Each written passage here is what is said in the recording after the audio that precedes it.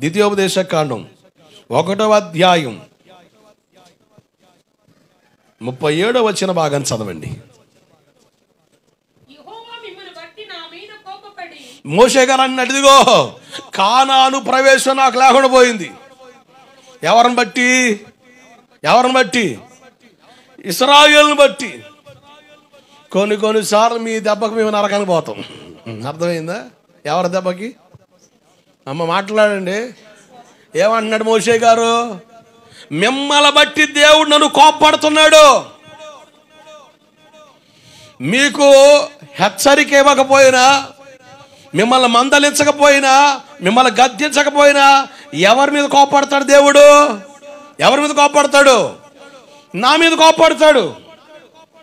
కనుక నీలో ఉన్న లోపాన్ని నేరుగా దేవుని వాక్యం అనే ఖడ్గము చేత పట్టుకొని సూటిగా నీతో మాట్లాడడం వల్ల నేను నీకు శత్రువు అవ్వచ్చు. పౌలు గారు అంటాడు గలతీ సంఘస్థులు ఎంత ప్రేమ కలిలో తెలుసా? అసలు పౌలు గారు అంటే పిచ్చి ప్రేమ. పౌలు గారు దమస్కు మార్గంలో ఆయన ముఖ దర్శనం చూసినప్పుడు కనులు మసకబారుతాయి, కళ్ళు కొన్న పొరలు రాలి అని బైబిల్ సెలవిస్తుంది.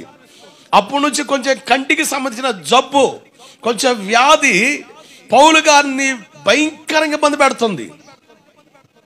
పుసికళ్ళు అన్నమాట, భయంకరంగా పుసిగాడతాయి, చాలా ఇబ్బంది, మసకబారిన పరిస్థితి. ఒకళ్ళంటాడు, అన్నా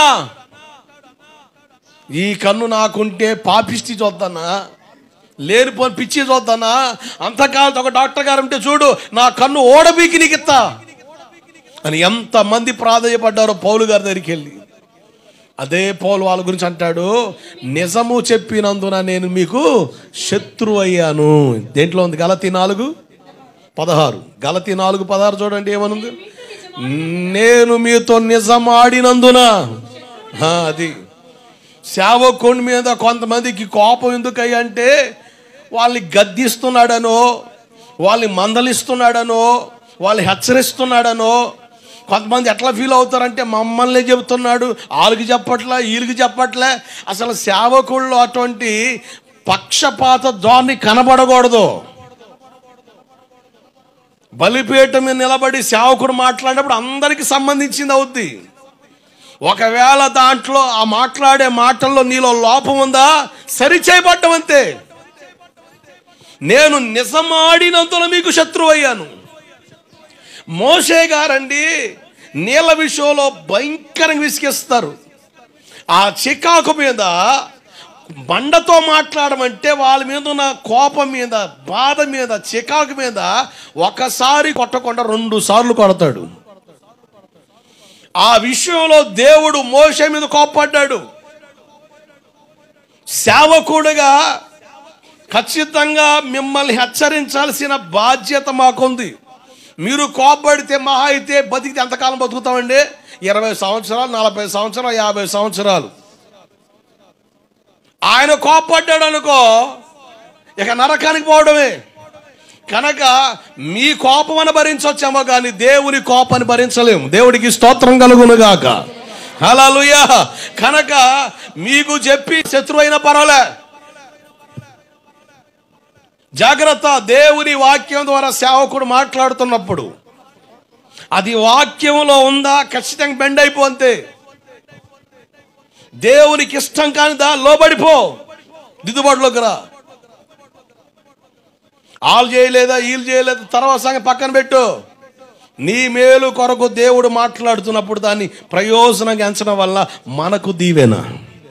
నేను అంటాను, మహా అయితే బతికితే ఇంకొక 20-30 సంవత్సరాలు బతుకుతామేమో.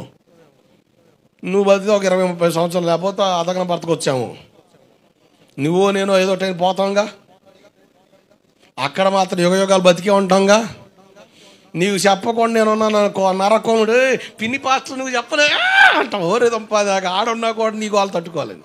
ఏడా నరకంలో ఉండే పిన్ని పాస్టర్ నువ్వు చెప్పుంటే నేను ఎడకొచ్చావు అనుకోదరా అంటుంటాను. ఇక ఆ గోళ ఏసయ్యా, ఏసు రక్తం ఏజీ, ఈడు ఆడవదల్లే ఈడవదలేదురయ్యా. అక్కడ యుగయుగాలు, ఎక్కడైతే ఒక 20 సంవత్సరాలు 30 సంవత్సరాలు వెళ్ళిపోద్ది. బతికున్నంత వరకే. నా మీద కోపం దొరికే, లేకపోతే తర్వాత ఉంటుందిగా, గమనంకి వచ్చిన తర్వాత ఆ కోపం పోద్దుగా, అరే ఎంత బుద్ధిహీనంగా ఆలోచించారు అని. గమనం లేకుండా తెచ్చామనుకో, మహా అయితే 20 సంవత్సరాలకు 30 సంవత్సరాలు పోతాం. నేను ఏదో టైం పోవలసిన వాళ్ళమే. ఇబ్బంది ఏముంది? దేవుని కోపాన్ని భరించలేము. మనుషుల కోపాన్ని మనం సహించగలమేమో, దేవుని కోపాన్ని భరించలేము. మోషే అంటాడు, మిమ్మల్ని బట్టి దేవుడు నా మీద కోప్పడి, చదవాలి,